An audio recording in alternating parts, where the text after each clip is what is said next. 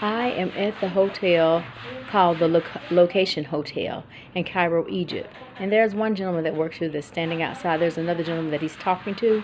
And I want you to notice that there's a ladder that is outside of this hotel room.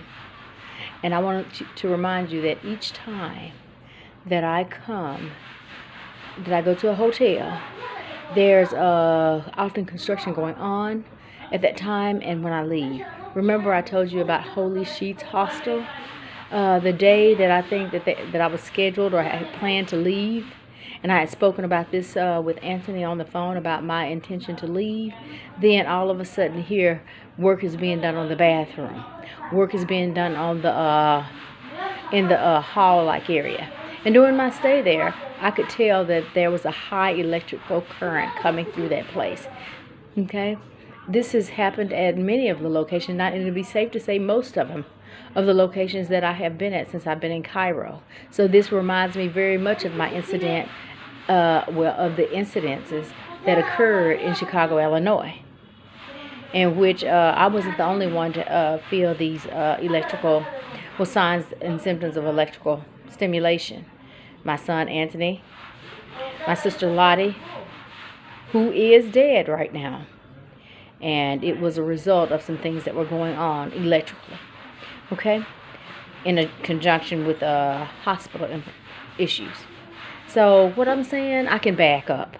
And regardless to whether these people in this country want to say, I guess, whatever about me, I just want you to know that they're not informed enough about my situation to host an intellectual conversation about the subject matter. Because I want you to look and check it out. I think that as far as being educated, this country lies kind of at the bottom as far as being educated.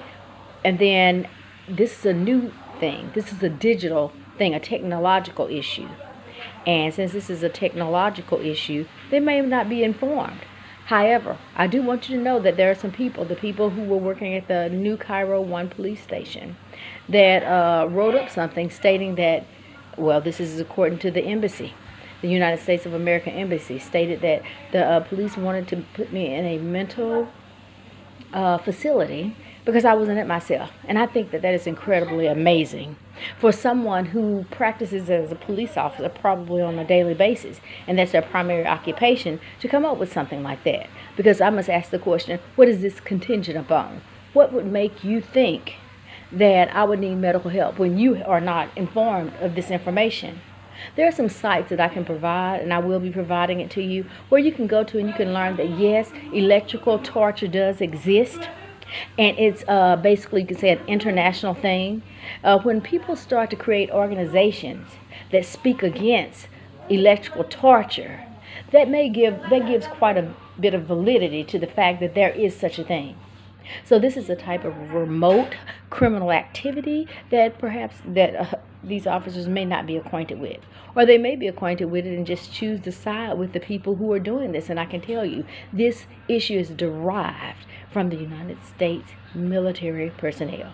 Not every one of them. Of course, I am a military person. I have a lot of people who are in the military as friends. And I want you to know, no. You cannot size this up and say that this is a military issue. You can size this up and say that this is an issue that involves some military personnel.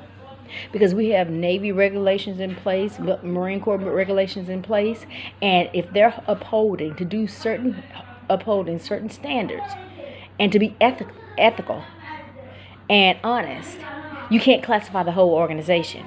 But this is what happened. They actually took me to jail and stated that I needed mental help. And I'm saying, what are you talking about? You haven't even provided me a translator. So guess what? Transmission was lost in the conversation when I was trying to convey things to the officers. Secondly, you didn't stand still and let me inform you of what was actually going on. So you had a skewed opinion of what was going on because you didn't have the information. So that was two things that were in process. Those were two things that were going on. And I can count it down to more because I have the education that's in counseling education. I know about the DSM-5. You could probably pull those police officers aside and realize that they do not have the insight about this. And because they do not have the insight, that throws it to a disadvantage. So you can just scratch off anything that they've said, scratch off their opinion, because I tell you, obviously the judge did when he decided to not go forward with this. There are some people that are insightful. There are some people that are intelligent. And there are some people that practice within their scope of specialty, their profession. So, you can say what you want to. It's not going to work out the way that you think it's going to work out, because this is not even a valid assumption. You don't have a translator there. You don't let me speak to the people who are at the embassy.